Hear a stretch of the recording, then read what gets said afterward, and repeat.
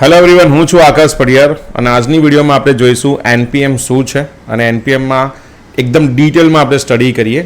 એનપીએમ જે છે તમારા નોડ, એક્સપ્રેસ, રિએક્ટ, એન્ગ્યુલર, તમે કંઈ પણ શીખતા હોય ત્યાં દરેક જગ્યાએ એનપીએમની બહુ જ જરૂર હોય છે. તો સ્ટાર્ટ કરીએ પીપીટીથી. તો સૌથી પહેલાં આપણે વાત કરીએ કે એનપીએમ શું છે. તો એનપીએમનું પહેલાં તો ફૂલ ફોર્મ છે નોડ પેકેજ મેનેજર.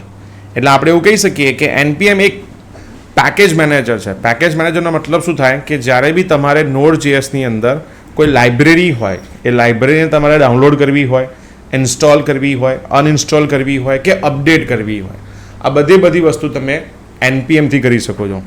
જો તમે રિએક્ટમાં જાઓ કે કોઈ બી ટેકનોલોજીમાં જાઓ, જાવાસ્ક્રિપ્ટની, બરાબર, એમાં દરેક જગ્યાએ એનપીએમનો કમાન્ડ યુઝ થાય છે કે npm install package in two mode, local mode and global mode. Local એટલે તમારા પ્રોજેક્ટના ફોલ્ડરની અંદર આવે અને ગ્લોબલ એટલે તમારા પ્રોજેક્ટની જગ્યાએ આખા સિસ્ટમની અંદર આવે, એટલે સી ડ્રાઈવની અંદર આપણું બધું પેકેજ સ્ટોર થાય. તો નોડ જીએસના વર્ઝન પહેલાં આપણે ચેક કરવા પડે અને નોડ જીએસના વર્ઝન ચેક કરો એવી જ રીતે એનપીએમનું પણ વર્ઝન આવે. આ પીપીટીની અંદર તમે જોઈ શકો છો કે એનપીએમનું વર્ઝન છે 9.2, પણ હાલ હું જ્યારે વિડીયો બનાવી રહ્યો છું ત્યારે લેટેસ્ટ વર્ઝન અપડેટ થઈ ગયું છે, એટલે કદાચ તમને વર્ઝન ડિફરન્ટ જોવા મળશે અને મે બી તમે ક્યારેક આ વિડીયો જોતા હશો ત્યારે પણ એનપીએમનું વર્ઝન ડિફરન્ટ હશે. તો જેવી રીતે એનપીએમ છે એવી જ રીતે આવે છે એનપીએક્સ, નોડ પેકેજ એક્ઝિક્યુટ. હવે એનપીએમ અને એનપીએક્સ વચ્ચે શું ડિફરન્સ છે હમણાં આગળ હું ડિસ્કસ કરીશ. તો અહીંયા આપણે વાત કરીએ પહેલાં કે એનપીએમનું મેઇન કામ શું છે. જે રીતે મેં પહેલાં સમજાયું કે એનપીએમ make it easy four JavaScript developer two share and reuse code end it make it easy to update the code that you are sharing. એટલે માની લો તમે કોઈ એક જાવાસ્ક્રિપ્ટનો કોડ ઇન્ટરનેટ પરથી ડાઉનલોડ કરો છો, હવે એમાં કોઈ અપડેટ આવ્યું તો ફરીથી તમારે ડાઉનલોડ કરવું પડે. એની જગ્યાએ એનપીએમ તમને શું કરશે કે એ લાઇબ્રેરી ઓનલાઈન ડાઉનલોડ બી કરી આપશે કમાન્ડ થ્રુ અને અપડેટ પણ કરી આપશે. જો તમને કદાચ એક્સપિરિયન્સ હોય કે પાયથનનો, તેમાં પીઆઈપી આવે, પીપ. જો તમને પીએચપીનો એક્સપિરિયન્સ હોય તો એમાં કમ્પોઝર આવે, જેમાં આપણે લાઇબ્રેરી કરી શકીએ. એટલે ઇન શોર્ટ આપણે એવું કહી શકીએ કે એનપીએમ will help you two download, install, update, delete third-party packages or third-party library in Node.js application. Not only in Node.js but in entire JavaScript, જેમાં React, Angular, React Native કંઈ પણ તમે લઈ લો બધામાં યુઝ થાય.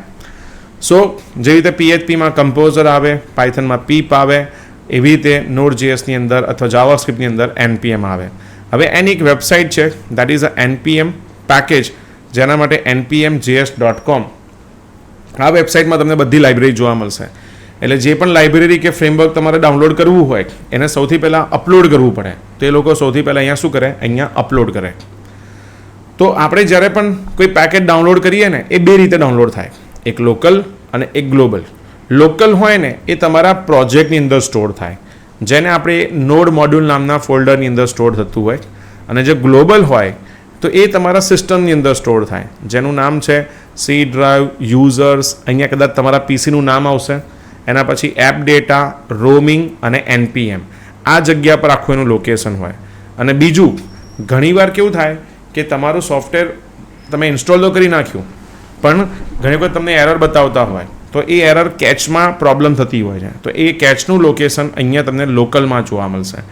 સો આ રીતે બે અલગ અલગ જગ્યા પર હોય છે. ઘણી વખત ઇન્ટરવ્યુમાં પૂછે કે નોડ મોડ્યુલ કેવી રીતે ઇન્સ્ટોલ થાય, તો બે રીતે ઇન્સ્ટોલ થાય, એક લોકલી અને ગ્લોબલી. લોકલ તમારા ફોલ્ડરની અંદર હોય અને ગ્લોબલી તમારા પીસીની અંદર હોય. તો ગ્લોબલ કેવી રીતે થાય છે એની પર આપણે થોડું ડિસ્કસ કરીએ. તો જો તમારે એનું લોકેશન અગર જાણવું હોય તો મેં આ સ્લાઇડની અંદર બધું બતાવ્યું છે. હું પ્રેક્ટિકલ પણ હમણાં છેલ્લે થોડું પતી જાય પીપીટી પછી કરીને બતાવીશ. તો તમારે શું કરવાનું, વિન્ડોઝ R દબાવવાનું. વિન્ડોઝ R તમે દબાવો ને તેમાં પરસન્ટેજ એપ ડેટા પરસન્ટેજ, એટલે આને એ કેપિટલ અને અહીંયા ડી કેપિટલ. જેવું તમે આ સર્ચ કરશો એટલે તમને સીધું લઈ જશે રોમિંગ નામના ફોલ્ડરમાં, એપ ડેટામાં રોમિંગ. ત્યાં તમને એનપીએમનું ફોલ્ડર દેખાશે અને એની અંદર તમને આ બધા પેકેજીસ દેખાશે જો તમે ઇન્સ્ટોલ કર્યા હશે તો. સેકન્ડ, કેચ, કેસે, કેચ, તમે જે બી પ્રોનાઉન્સ કરો. તો કેચ કેવું છે ખબર છે, જ્યારે બી તમે નેટ પરથી ડાઉનલોડ કરો ને તે બધો ટેમ્પરરી કેચમાં સ્ટોર કરતું હોય છે, જે તમને અહીંયા દેખાશે. ઘણી વખત આ સાઇઝ છે ને 200, 500, 1 GB સુધી પહોંચી જાય છે. અને જો તમારે કોઈ એવી ટેકનિકલ એરર આવે તો તમે આ કેચને રિમૂવ પણ કરી શકો છો.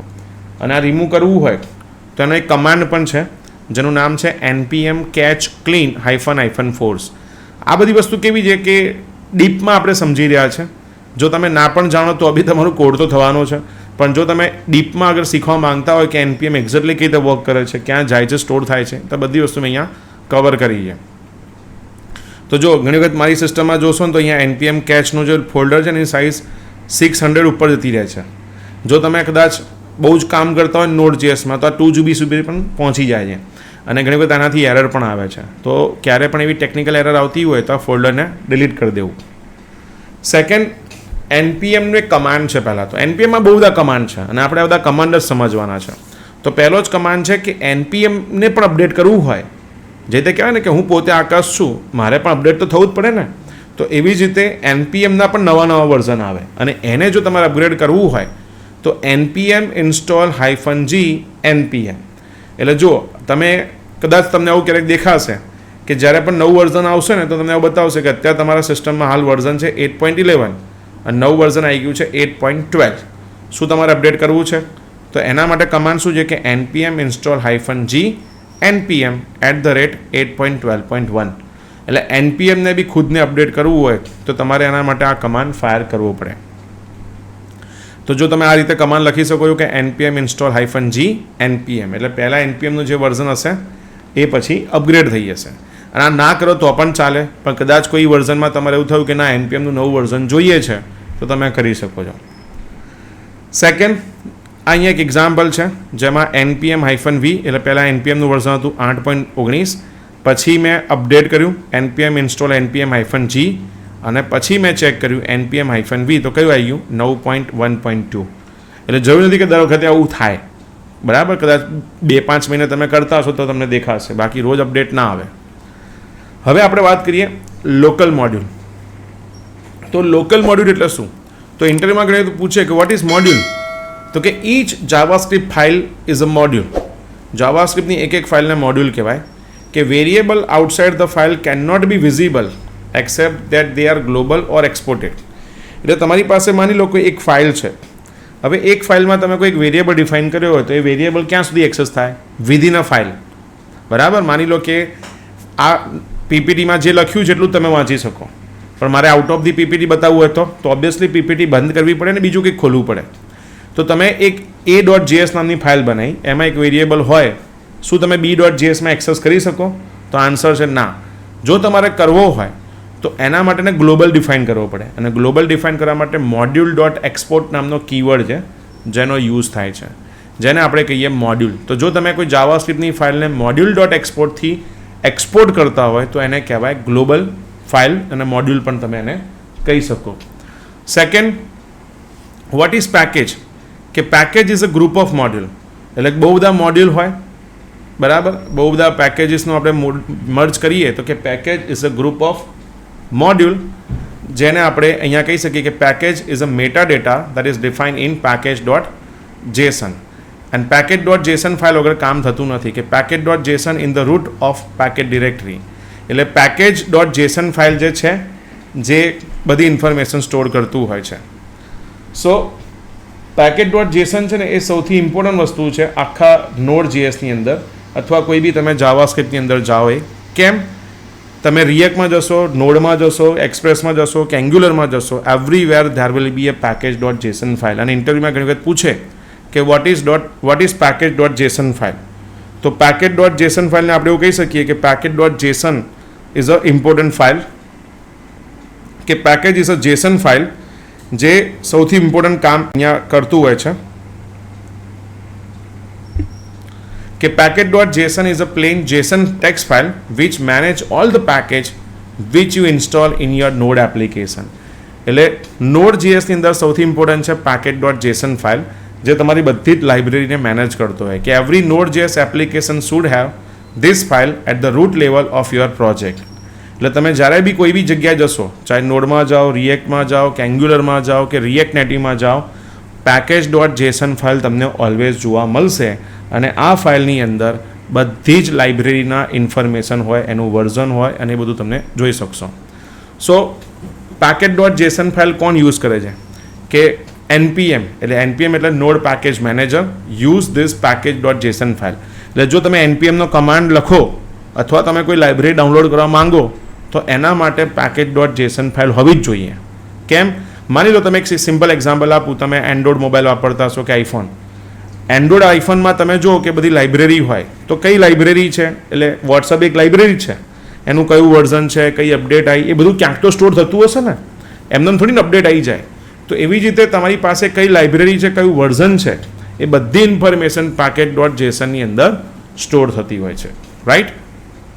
તો આ પેકેજ ડોટ જેસન ફાઇલનું એક એક્ઝામ્પલ છે, જેમાં પેકેજનું નામ, એનું વર્ઝન, એનું ડિસ્ક્રિપ્શન, સૌથી પહેલાં કયું રન થશે, કીવર્ડ કયા છે, ઓથર કોણ છે, લાઇસન્સ છે કે નહીં, આ બધી ઇન્ફોર્મેશન તમે પેકેજ ડોટ જેસન ફાઇલમાં જોઈ શકો. પેકેજ ડોટ જેસન ફાઇલ એટલે કંઈ મોટી વસ્તુ નથી, પણ ખાલી એક ફાઇલ હોય જાવાસ્ક્રિપ્ટની, જેસન ફાઇલ હોય જાવાસ્ક્રિપ્ટ ઓબ્જેક્ટ નોટેશન, જેમાં કી અને વેલ્યુનું કોમ્બિનેશન હોય. પણ આમ જોઈએ તો બહુ ઇમ્પોર્ટન્ટ ફાઇલ છે. કેમ? કેમ કે આના વગર રિએક્ટ કે નોડ કે એક્સપ્રેસ કશું જ નહીં ચાલતું. તો આ કેવી રીતે બનાવવાની? તો આ બનાવવાના 3 વે છે. એક, તમે કમાન્ડ લખો npm init, બરાબર, અને પછી તમારે ઘણી બધી ઇન્ફોર્મેશન પૂછશે, તમારે એન્ટર આપી દેવાનું.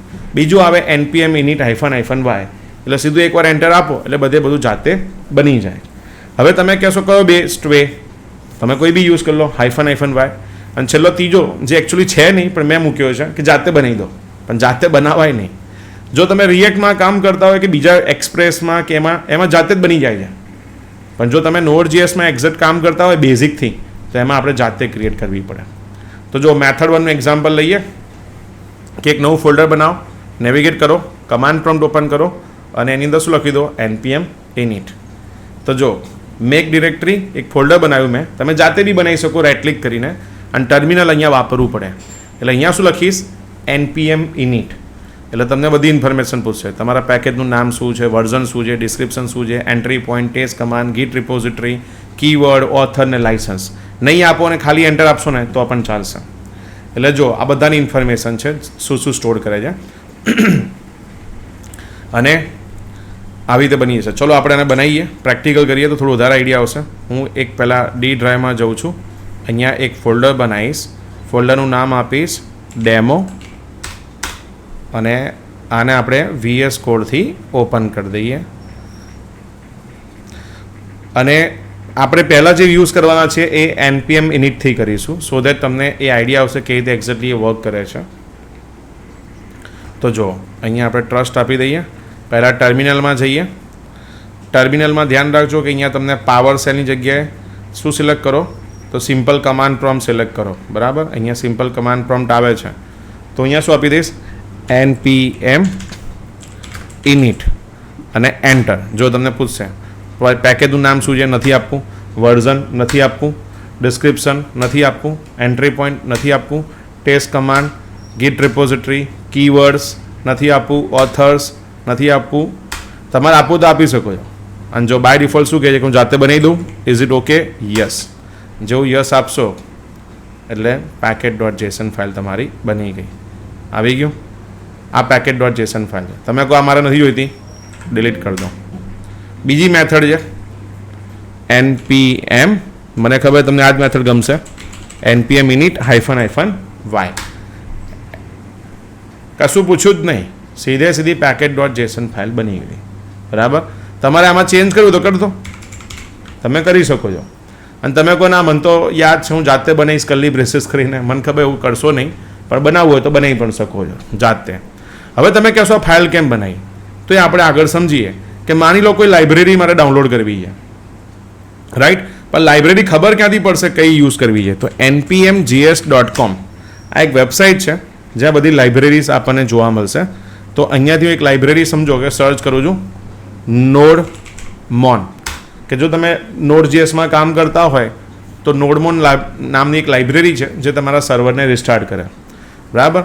તો અહીંયા નોડમોન નામની એક લાઇબ્રેરી છે. તો મેં આ જસ્ટ બેઝિક એક્ઝામ્પલ તરીકે લઉં છું. નોડમોન ના લેવું હોય તો નોડ મેલર લઈ લો, બરાબર. મેલ મોકલવું હોય તો નોડ મેલર નામની લાઇબ્રેરી છે.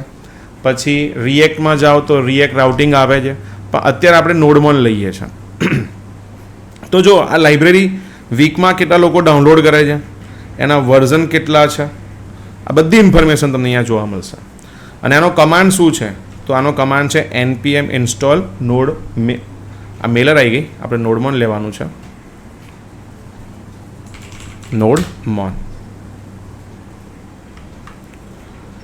તો જો વીકલી ડાઉનલોડ 47 lakhs છે. અને આનો કમાન્ડ શું છે? npm install. એટલે જો હું શું કરીશ, તો અહીંયા કમાન્ડ લખીશ npm install nodemon -g. -g મતલબ ગ્લોબલ જશે. તો જો આ ડાઉનલોડિંગ સ્ટાર્ટ થઈ ગયું અને ડાઉનલોડ થઈ ગયું. આ ક્યાં થયું? આ ગ્લોબલ લેવલ થયું. એટલે પરસન્ટેજ એપ ડેટા પરસન્ટેજ. અહીંયા તમે જોશો ને તો npm નામનું ફોલ્ડર છે, એની અંદર નોડમોન આવી ગયો. બરાબર, નોડ મોડ્યુલ જો તમે દેખાય તો અહીંથી અહીંયા -g છે, એમાં આઈની જગ્યાએ શું લખી દઉં? un એટલે અનઇન્સ્ટોલ. નીકળી ગયું. પણ પાછું લાવવું હોય તો cls અને શું લખી દઈશું? i. આવી ગયું. અને જો તમારે પ્રોજેક્ટ લેવલ પર કરવું હોય તો શું લખવાનું? npm install nodemon. ખાલી લખો તો ચાલે, -g ગ્લોબલ થાય અને નોર્મલ ફોલ્ડરમાં આવી જશે. -- સેવ પણ લખી શકો છો, પણ આપણે ખાલી નોડમોન લખીએ. અહીંયા જોજો તમે ધ્યાનથી, હું આ જેવું એન્ટર મારીશ એટલે ડાઉનલોડ થશે. ઉપર નોડ મોડ્યુલ આવી ગયો અને અહીંયા શું આવી ગઈ? ડિપેન્ડન્સી આવી ગઈ. ડિપેન્ડન્સી એટલે આ લાઇબ્રેરી આના વગર કામ નહીં કરે.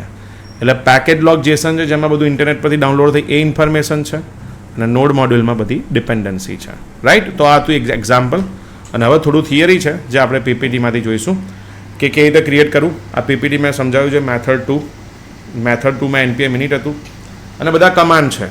તો npmનું ઇન્સ્ટોલ ખબર પડી ગઈ હશે તમને કે ડાઉનલોડ, ઇન્સ્ટોલ, અપડેટ, રિમૂવ કરવું હોય તો એના માટે npmના કમાન્ડ યુઝ થાય.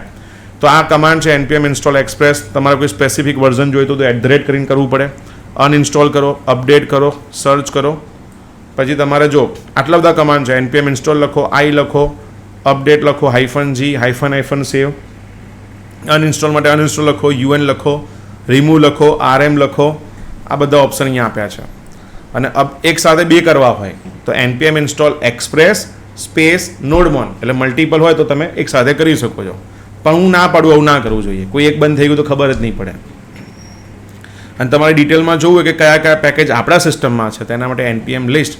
પણ મેં તો તમને સુધી એપ ડેટામાં જઈને જ બતાવી દીધું. પણ કોઈક જગ્યાએ એક્સેસ ના થાય તો આ કમાન્ડ જરૂર નથી, પણ જોઈ શકો તમે. અને કોઈ આઉટડેટેડ થઈ ગયા હોય જૂના વર્ઝન તો npm આઉટડેટ નામનો કમાન્ડ છે. અને કયા કયા વર્ઝન છે તમે જોયું. હમણાં થોડી વાર પહેલાં મેં npm JSની વેબસાઇટ ખોલી હતી વર્ઝન જોવા માટે. પણ ત્યાં ના જવું હોય ને તો npm વ્યૂ એક્સપ્રેસના વર્ઝન, તો બધા વર્ઝન આપી દેશે. પછી રેન્ડમલી વર્ઝન નંબર ના લખાય, જોવું પડે છે કે નહીં. રાઈટ? અને ગેટ લેટેસ્ટ વર્ઝન કયું છે તો npm વ્યૂ એક્સપ્રેસ વર્ઝન, છેલ્લું વર્ઝન તમને બતાવશે કમાન્ડથી. તમે કહેશો કમાન્ડની ક્યાં જરૂર છે? સીધે સીધું ત્યાંથી જોઈ લઈએ તો ચાલે. પણ મને જેટલું આવડે એ બધું મેં આમાં મૂક્યું છે પીપીટીમાં. મેક્સિમમ કન્ટેન્ટ આમાં છે. અને જો આ વેબસાઇટ છે મેં તમને બતાવી, જ્યાંથી તમે કમાન્ડ શોધી શકો છો. કે npm ઇન્સ્ટોલ કરશો g એટલે ગ્લોબલ જશે. અને નોડમોનનું એક્ઝામ્પલ જોયું આપણે કે નોડમોન તમારું npm ઇન્સ્ટોલ nodemon g કરો એટલે ગ્લોબલી જશે -g થી. અને જો તમે નોર્મલી કરશો -save તો તમને અહીંયા ડિપેન્ડન્સીમાં દેખાશે. રાઈટ? અને package.json જે છે એની અંદર તમારી ડિપેન્ડન્સી આવશે ને આ નોડ મોડ્યુલમાં બધી લાઇબ્રેરી આવી ગઈ. અને આના વગર નોડ મોડ્યુલ વગર કોઈ દિવસ જાવાસ્ક્રિપ્ટનો કોઈ પણ પ્રોગ્રામ રન નહીં થાય. જો આ નોડમોન છે જે સર્વરને રિસ્ટાર્ટ કરે. એટલે જો તમે નોડમાં કામ કરતા હો તો નોડમોન સર્વર લખો ને તો સર્વર ઓટોમેટિકલી રિસ્ટાર્ટ થશે. આ એનું ફીચર છે. તો આ હતું એક્ઝામ્પલ નોડમોનનું. બરાબર? અને બીજી વસ્તુ તમને એક બતાવી દઉં છેલ્લી, કે કોઈ બી પ્રોજેક્ટ તમારા ફ્રેન્ડ્સને તમે આપો ને તો ક્યારે પણ નોડ મોડ્યુલ નામનું ફોલ્ડર નહીં આપવું. કેમ? કેમ કે સાઇઝ 100 MB સુધી પહોંચી જાય. તમે કહેશો સર ડિલીટ તો મારી દીધું, પાછું લાવવું હોય તો એના માટે ખાલી એક કમાન્ડ યાદ રાખો, npm i અથવા ઇન્સ્ટોલ. આ શું કરશે? આ ડિપેન્ડન્સીમાં જે લખ્યું હોય ને એ સીધે સીધું લઈને આવશે. આવી ગયું? એટલે આ ડિપેન્ડન્સીમાં જે લખ્યું હતું ને એ ઓટોમેટિકલી લઈ રહેશે.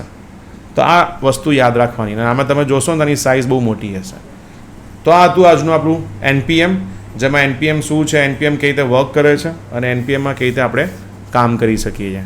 સો આઈ હોપ કે તમને વિડીયોમાં થોડી ખબર પડી હશે. આ થોડું ઇન્ટરવ્યૂ બેઝ હતું, થોડું થિયરી છે, થોડું બોરિંગ છે, પણ આ એકદમ બેઝિક ફંડામેન્ટલ છે npmના, જે બધી જગ્યાએ તમને કામ આવશે.